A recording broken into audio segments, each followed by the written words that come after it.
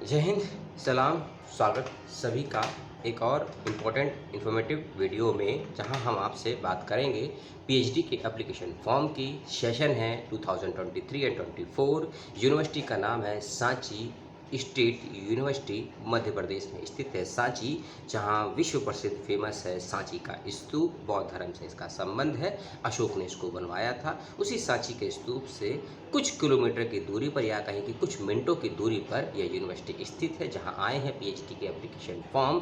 उसी के बारे में आपसे करेंगे हम बातचीत। 8 सब्जेक्ट हैं जिसमें पीएचडी के लिए फॉर्म निकाले गए हैं। डेट बेहद कम रखी गई है, यानी कि डेट को बढ़ाया गया है, उसमें भी कम समय बचा है। आप जल्दी से फॉर्म भर दीजिए अगर आपके मतलब के कोर्स अच्छी यूनिवर्सिटी आपको लगती है। और वीडियो को अब चलते हैं शुरू। पहली बात, लास्ट डेट है 30 जून 2023। 30 जून 2023 तक आपको फॉर्म भर देना है। और नामांकन की फ़ीस यानी कि रजिस्ट्रेशन की फ़ीस जो रखी गई है थोड़ी सी ज़्यादा है, क्योंकि पहले ही बताया प्राइवेट यूनिवर्सिटी है। जो बच्चे इंडिया के बाहर के रहने वाले हैं, एनआरआई हैं, उनको देने होंगे नामांकन के लिए 2250 रुपये। जो बच्चे इंडिया के हैं, जनरल और ओबीसी कैटेगरी में आते हैं, उनको देने होंगे 1500 रुपये की नामांकन फ़ीस। जो बच्चे एससी हैं, एसटी हैं, पीएच हैं और एमपी के रहने वाले हैं, मध्य प्रदेश के ही हैं, उनको देने होंगे 1200 रुपये नामांकन के लिए।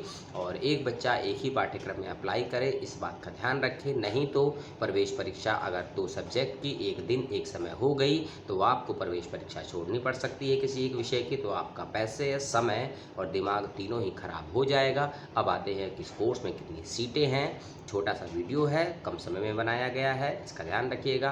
पहला सब्जेक्ट है वैदिक। और हाँ, एक बात स्पष्ट कर दूं, जिन बच्चों का ज्योतिष में, संस्कृत में, आयुर्वेद में, योगा में, फिलॉसफी में, दर्शन में, रिलीजियस में, इतिहास में या लैंग्वेज में इंटरेस्ट है, ऐसे प्रकार, और हाँ आर्कियोलॉजी, खास करके बच्चे, पुरातत्व के बच्चे, ऐसे बच्चे जो हैं इन पाठ्यक्रम के ज़रूर अप्लाई कीजिएगा इस यूनिवर्सिटी में। और बाइलिंगुअल माध्यम से कोर्सेज होते हैं, अच्छी यूनिवर्सिटी है, फेलोशिप अच्छी खासी दी जाती है, नॉन नेट फेलोशिप भी है और नेट जेआरएफ की फेलोशिप भी दी जाती है।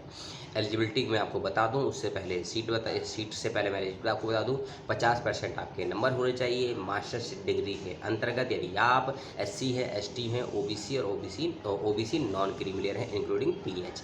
और यदि आप पीएच नहीं है, एससी नहीं है, एसटी नहीं है, ओबीसी नॉन क्रीमिलियर में नहीं है, आप यानी कि ईडब्ल्यूएस कैटेगरी में है, जनरल में है, तो आपके 55% नंबर होने चाहिए मास्टर्स में। यदि आप मास्टर्स के 4th सेमेस्टर में या सेकेंड ईयर में हैं तो भी आवेदन कर सकते हैं। आपका मास्टर्स यदि आपने किसी भी विश्वविद्यालय से किया है भारत के, चाहे रेगुलर माध्यम से या डिस्टेंस माध्यम से या ओपन लर्निंग से, तो भी आप आवेदन कर सकते हैं। नेट जेआरएफ यदि है तो आवेदन करिएगा, नेट जेआरएफ नहीं है तो भी आवेदन करिएगा। ऐसा कोई नियम नहीं है कि नेट जेआरएफ ना होने वाले, पास ना होने वाले बच्चे आवेदन नहीं कर सकते हैं, सभी आवेदन कर सकते हैं। ठीक है, अब आते हैं वीडियो के अंतिम भाग जो कि सीट का है। उसके बाद मैं आपको एंट्रेंस को लेकर भी कुछ बातें बता दूंगा। वैदिक स्टडीज़ एक सब्जेक्ट है जिसमें 2 सीटें रखी गई हैं। संस्कृत अध्ययन में 2 सीटें हैं। बुद्धिस्ट स्टडीज़ में कोई सीट नहीं है। ठीक है, वैसे भी यूनिवर्सिटी का नाम बुद्धिस्ट ही है, आप सभी जानते हैं। ये है Sanchi university of Buddhist and Indic studies. ठीक है, लेकिन बुद्धिस्ट में कोई सीट नहीं आई है।